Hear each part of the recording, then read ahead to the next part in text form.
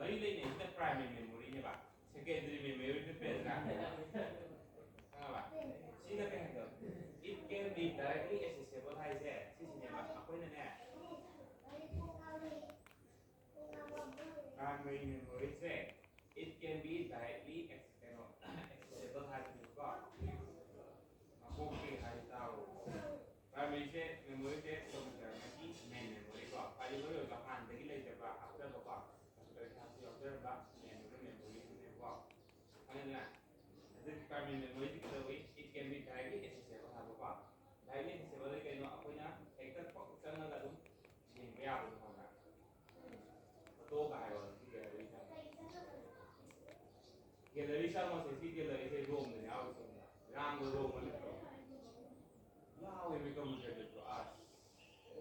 폰 지와는 아니 지금 문제를 야와 빅자는 야와 시대장은 아. 너무 대지 야와